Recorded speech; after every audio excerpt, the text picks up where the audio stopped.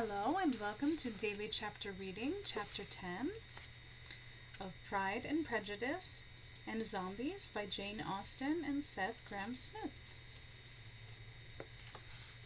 The day passed much as the day before had done.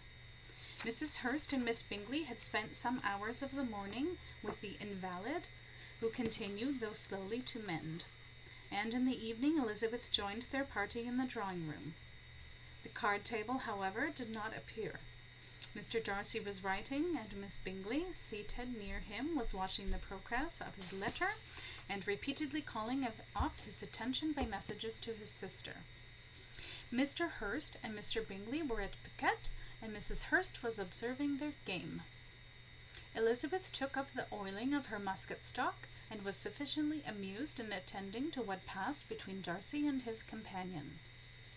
"How delighted Mrs. Darcy will be to receive such a letter." He made no answer.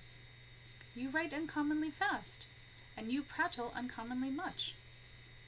How many letters you must have on occasion to write in this course of a year? Letters of business too? How odious I should think of them! And how odious indeed that I should so often suffer to write them in your company. Pray tell your sister that I long to see her. I have already told her so once, by your desire. How can you contrive to write so even?" He was silent. "Tell your sister I am delighted to hear of her improvement on the harp, and pray let her know that I am quite in raptures with her beautiful little design for a table. Miss Bingley, the groans of 100 unmentionables would be more pleasing to my ear than one more word from her mouth. Were you not otherwise agreeable, I should be forced to remove your tongue with my sabre." "Oh, it is of no consequence. I shall see her in January. But do you always write such charming long letters to her, Mr. Darcy?" "They are generally long, but whether always charming it is not for me to determine. It is a rule with me that a person who can write a long letter with ease cannot write ill." "That will not do for a compliment to Darcy, Caroline," cried her brother, "because he does not write with ease. He studies too much for words of 4 syllables. Do not you, Darcy?" Mr. Darcy continued to work on his letter in silence, though Elizabeth perceived him to be a great deal annoyed with his friends. When that business was over, Mr. Darcy applied to Miss Bingley and Elizabeth for an indulgence of some music. Miss Bingley moved with some alacrity to the pianoforte, and after a polite request that Elizabeth would lead the way, she seated herself. Mrs. Hurst sang with her sister as Elizabeth played. When once the earth was still, and dead were silent, and London town was for but living men, came the plague upon us, swift and violent, and so our dearest England we defend. While they were thus employed, Elizabeth could not help observing how frequently Mr. Darcy's eyes were fixed on her.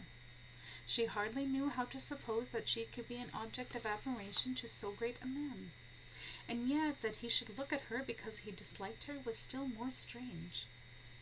She could only imagine, however, that she drew his notice because there was something more wrong and reprehensible, according to his ideas of right, than in any other person present.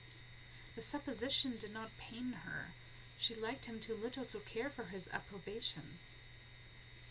Miss Bingley played next, varying the charm by a lively Scotch air, and soon afterwards Mr. Darcy, drawing near Elizabeth, said to her, "Do not you feel a great inclination, Miss Bennet, to seize such an opportunity of dancing a reel?" "Oh," said he, "I heard you before, but I could not immediately determine what to say in reply. You wanted me, I know, to say yes, that you might have the pleasure of despising my taste, but I always delight in overthrowing those kind of schemes, and cheating a person of their premeditated contempt. I have, therefore, made up my mind to tell you that I do not want to dance a reel at all, and now despise me if you dare." "Indeed, I do not dare." Elizabeth, having rather expected to affront him, was amazed at his gallantry, and Darcy had never been so bewitched by any woman as he was by her.